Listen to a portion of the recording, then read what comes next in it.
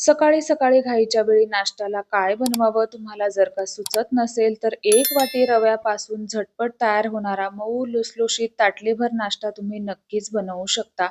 बनवायला खूप सोपा आहे. आदल्या-मधल्या वेळेमध्ये भूक लागल्यानंतर अचानक पाहुणे आल्यानंतर हा नाश्ता तुम्ही बनवू शकता. त्यांना नक्कीच आवडेल. सोबतच अजिबात ओल्या नारळाचा वापर न करता चटपटीत अशी चटणी सुद्धा पाहणार आहोत. नाश्ता बनवण्यासाठी इथं मी 1 वाटी इतका बारीक रवा घेतलेला आहे. जाड असेल तरी सुद्धा चालेल. यानंतर त्याच वाटीने आपल्याला अर्धी वाटी दही घ्यायचं आहे. दही आंबट असेल तर अतिउत्तम. यानंतर त्याच वाटीने आपल्याला अर्धी वाटी सुरुवातीला पाणी घ्यायचं आहे. एक छोटा चमचा साखर घालायची आहे. चवीनुसार मीठ घालायचं आहे व शक्य होईल तितकं हे आपल्याला मिक्सरला बारीक असं फिरवून घ्यायचं आहे. फिरवलेलं मिश्रण बाउलमध्ये काढून घ्यायचं आहे. आता त्याच वाटीने आपल्याला पाव वाटी इतकं मिक्सरच्या भांड्यामध्ये पाणी घालायचं आहे व राहिलेलं मिश्रण आपल्याला पाण्याने अशा पद्धतीने काढून घ्यायचं आहे. तर एकूण इथं मी पाऊण वाटी इतकं पाणी वापरलेलं आहे. तर पाण्याचं सुद्धा मी तुम्हाला अचूक प्रमाण सांगितलं आहे. आता हे मिश्रण ढवळून घ्यायचं आहे व झाकून आपल्याला 10 ते 15 मिनिटांसाठी साईडला ठेवायचं आहे, जेणेकरून रवा व्यवस्थित भिजेल. आता चटणी पाहूया. पॅनमध्ये 2 टेबलस्पून इतके शेंगदाणे घातले. आता हे शेंगदाणे छान कुरकुरीत व्हावे यासाठी आपल्याला यामध्ये एक छोटा चमचा तेल घालायचं आहे. बारीक गॅसवरती हे शेंगदाणे आपल्याला छान कुरकुरीत होईपर्यंत खरपूस असे भाजून घ्यायचे आहेत. तेलावरती शेंगदाणे भाजून घेतले, काढून घेऊया. आता यानंतर एक मध्यम आकाराचा कांदा उभा पातळ कट करून घेतलेला आहे. यामध्ये सुद्धा आपल्याला थोडंसं तेल घालायचं आहे व हा कांदा आपल्याला हलका तांबूस रंग येईपर्यंत परतवून घ्यायचा आहे. तर चटणीसाठी कांदा भाजत असताना खूप जास्त डार्क रंग करायचा नाही. हलका ब्राऊन भाजायचा आहे. यानंतर 4 ते 5 लसणाच्या पाकळ्या घ्यायच्या आहेत.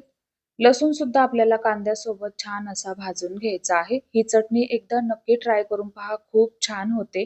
यानंतर मध्यम आकाराचा एक पिकलेला टोमॅटो घेतलेला आहे. टोमॅटो शक्यतो पिकलेलाच घ्या. याने चटणीला खूप छान चव येते.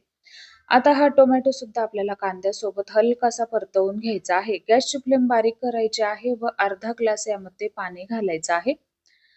आता हे आपल्याला चांगलं असं शिजवून घ्यायचं आहे, जेणेकरून यामधला टोमॅटो व्यवस्थित असा मऊसूत होईल.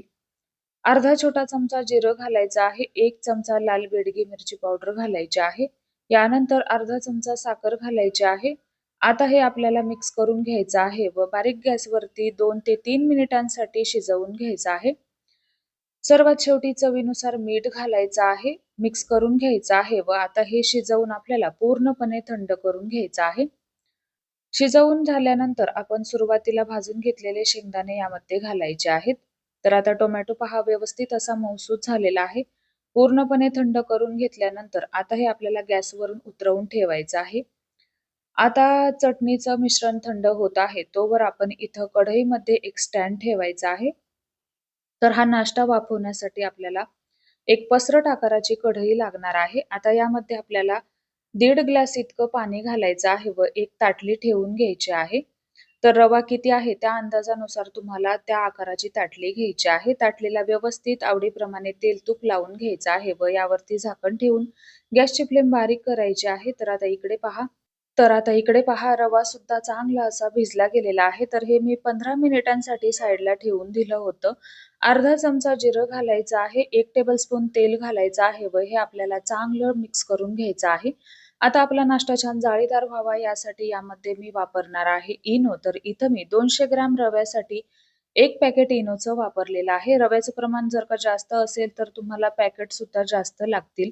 इनोवरती थोडंसं पाणी घालायचं आहे व हे आपल्याला चांगलं मिक्स करून घ्यायचं आहे. आता आपण जी कढईमध्ये ताटली ठेवली होती त्यामध्ये हे मिश्रण आपल्याला ओतून घ्यायचं आहे. ही प्रोसेस तुम्हाला थोडीशी फास्ट करायची आहे, जेणेकरून इनोला पटकन हीट मिळेल व आपला नाश्ता छान असा फुलेल. आता आवडीप्रमाणे वरून मी इथे 1 चमचा इतका पावभाजी मसाला भुरभुरून घेतला आहे. याने नाश्त्याला खूप छान चव येते. याऐवजी तुम्ही लाल मिरची पावडर घातली तरीही चालेल. आता नाश्ता आपल्याला छान असा वाफवून घ्यायचा आहे. इकडं आपलं चटणीचं मिश्रण सुद्धा थंड झालेलं आहे. आता हे आपल्याला मिक्सरच्या भांड्यामध्ये काढून घ्यायचं आहे व अर्धी वाटी पाणी घालून शक्य होईल तितकी बारीक अशी चटणी आपल्याला वाटून घ्यायची आहे व चटणीला आवडीप्रमाणे तुम्हाला तडका देऊन घ्यायचा आहे. तर त्यासाठी तडका पॅनमध्ये मी अर्धा चमचा मोहरी, 1 छोटा चमचा हिंग, 4 ते 5 कढीपत्त्याची पानं घातलेली आहे व हा तडका आपल्याला या चटणीला देऊन घ्यायचा आहे. तर ही चटणी नक्की ट्राय करून पहा. अतिशय सुंदर लागते या नाश्त्यासोबत. तर चटणी तयार झाली. इकडे आपला नाश्ता सुद्धा वाफवून रेडी झालेला आहे.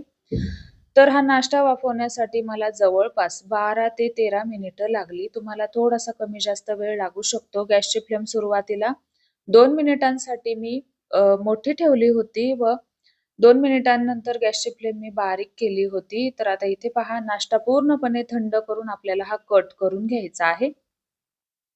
व तुम्ही तुमच्या आवडीच्या आकारामध्ये हा नाश्ता कट करून घेऊ शकता. आता हा नाश्ता आपल्याला अजून थोडासा टेस्टी बनवायचा आहे. यासाठी तव्यावरती आपल्याला थोडंसं तेल घालायचं आहे व हा नाश्ता आपल्याला दोन्ही साइडने व्हिडिओमध्ये दाखवला आहे अशा पद्धतीने शेकवून घ्यायचा आहे. तर सुरुवातीपासून शेवटपर्यंत गॅसची फ्लेम तुम्हाला बारीक ठेवायची आहे व हा नाश्ता शेकवून घ्यायचा आहे. सर्वात शेवटी इथं मी साजूक तूप लावून घेणार आहे.